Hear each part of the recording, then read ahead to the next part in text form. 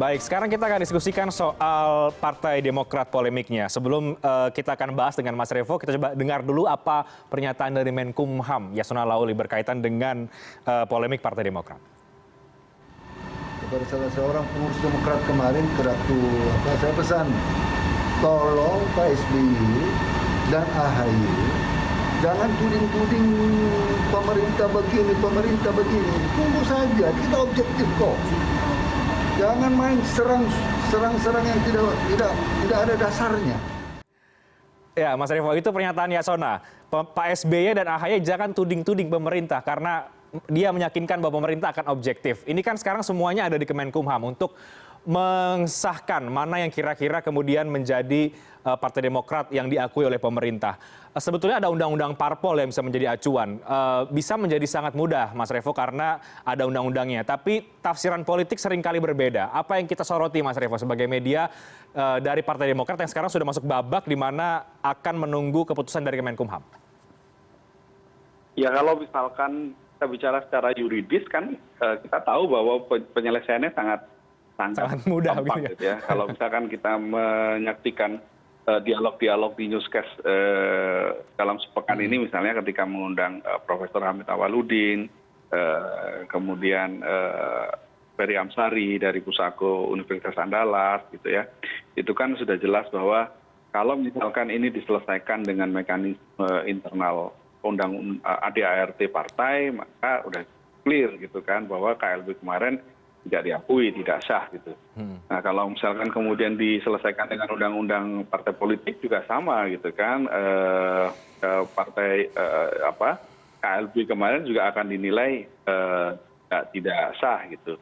Tapi kan sekali lagi kita tidak hanya melihat dari nuansa yuridis, tapi ada nuansa politis di sini yang mengingat bahwa Jenderal Purnawirawan Muldoko ini adalah kepala staf presiden gitu ya, kepala KSP gitu. KSP artinya keberadaan Muldoko sebagai staf presiden, kepala staf presiden itu menjadi berbeda, ada nuansa politisnya di situ. Itu kenapa kemudian banyak pihak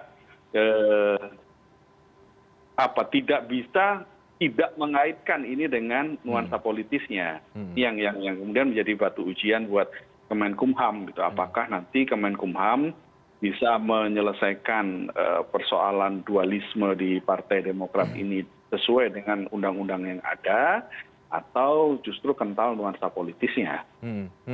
Situ, Nah, yang kita dorong, yang kita soroti, Mas Revo, sebagai media terhadap pemerintah untuk bersikap dalam konflik ini apa? Karena kan ini menjadi perbincangan banyak pihak, banyak yang menilai ini adalah kemunduran demokrasi karena ada aktor eksternal di mana itu merupakan lingkaran presiden dan lain sebagainya. Apa yang kita soroti, Mas Revo, dari konflik ini agar pemerintah betul-betul bisa bersikap objektif dalam memutuskan nanti ke depannya? Karena kedua kubu tampaknya sampai hari ini masih saling mengklaim, saling menggugat satu sama lain. Ya,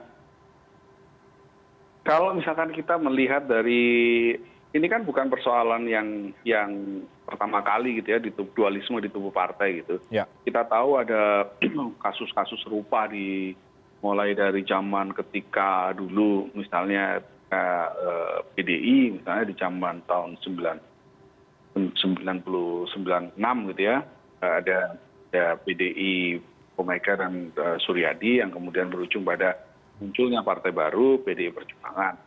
Kemudian di tubuh Golkar juga pernah ketika Abu Rizal Bakri pada waktu itu juga di KLB kan gitu ya. Ada juga ketika PKB, P3, PKPI dan lain sebagainya, Partai Berkarya dan lain sebagainya. Nah, yang tentu kita dorong di sini adalah kalau misalkan kita sudah punya aturan-aturan yang mengatur tentang partai politik. Nah, seharusnya memang aturan-aturan ini aja yang dipakai gitu. Walaupun tadi ya Reinhardt ya, ini dalam kasus Demokrat ini agak sedikit berbeda dengan polemik-polemik di partai-partai sebelumnya. Kalau yang lalu-lalu itu kan polemiknya terjadi antara sesama internal gitu ya, kader lawan kader gitu. Kalau ini kan yang menjadi semakin rumit itu internal versus eksternal gitu. Ada orang yang eksternal yang kemudian tiba-tiba dijadikan ketua umum, walaupun itu klaimnya adalah didorong oleh internal, tapi sosok eksternalnya ini adalah sosok yang sangat dekat dengan presiden gitu, yang kantornya sendiri hanya sepelemparan batu dari kantor presiden. Nah, ini yang membuat situasi menjadi tidak dikaitkan secara politis. Hingga kemudian muncul dorongan agar Muldoko mundur dari jabatannya. Ini juga kan mulai kencang juga mengemuka, Mas Revo. Apa pandangan kita soal itu, Mas? Kalau kita kan dari dulu seperti itu, bahwa sebaiknya sosok yang pejabat negara itu tidak menjabat sebagai ketua partai. Artinya dalam situasi yang dalam kondisi yang ideal seharusnya menteri atau siapapun yang duduk dalam kabinet itu tidak dijabat oleh orang pucuk pimpinan partai. Karena kalau misalkan masih duduk sebagai pucuk pimpinan partai, maka konflik of interest-nya cukup tinggi gitu. Kita kadang-kadang kita tidak bisa tidak mengaitkan antara kepentingan dari partai politiknya dengan kepentingan pemerintahan, kepentingan negara. Nah, ini yang selalu kita dorongkan sebenarnya dari dulu. Walaupun kita tahu dorongan-dorongan media ini belakangan tidak cukup ampuh gitu, karena ada beberapa ketua umum partai yang akhirnya tetap duduk gitu dalam pemerintahan. Kan dulu kita selalu bicara soal itu ya, Renhat ya, kita bicara soal rangkap jabatan dan sebagainya itu.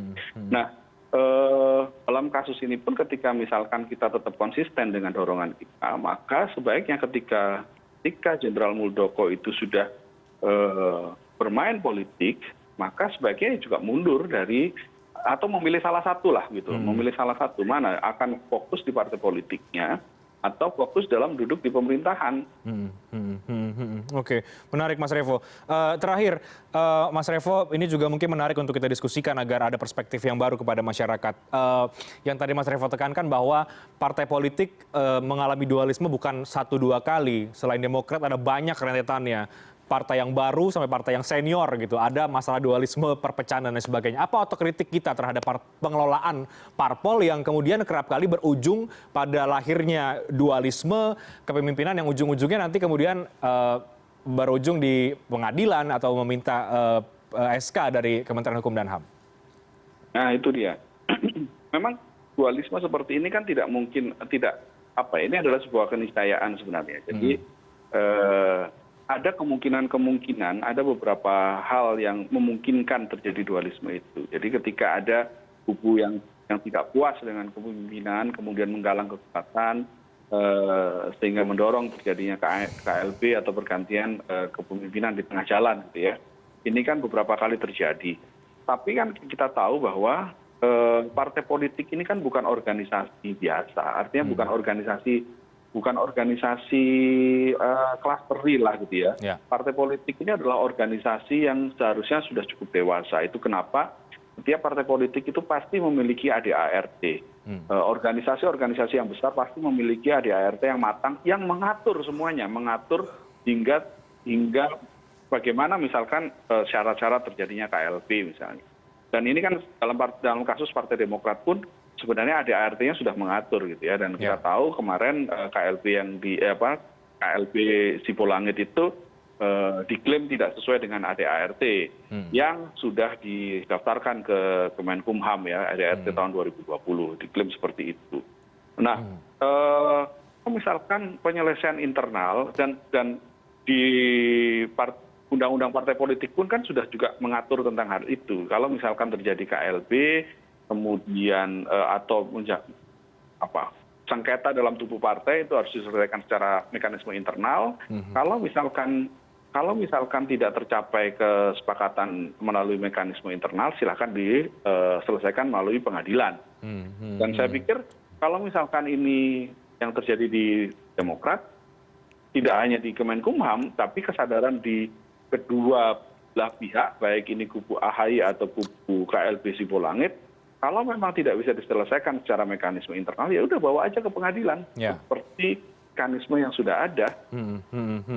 Yang ada saat ini kedua kubu saling mengajukan gugatan, tapi bukan untuk soal Partai Demokrat, untuk kasus-kasus yang lain ya Mas Revo. Itu yang juga menarik. Tapi paling tidak, oke, kita kemudian bisa simpulkan bahwa kita tetap mengawal bagaimana kasus ini berjalan, polemik ini, dan tentu kita harapkan pemerintah dalam hal ini Kemenkumham bisa bersikap sangat objektif melihat kasus yang ada dan kedua kubu ini mungkin bisa saling berargumentasi secara hukum di pengadilan. Terima kasih banyak Mas Revo untuk perspektif editorial CNN Indonesia TV yang sangat menarik terhadap 3 topik utama pada pekan hari ini.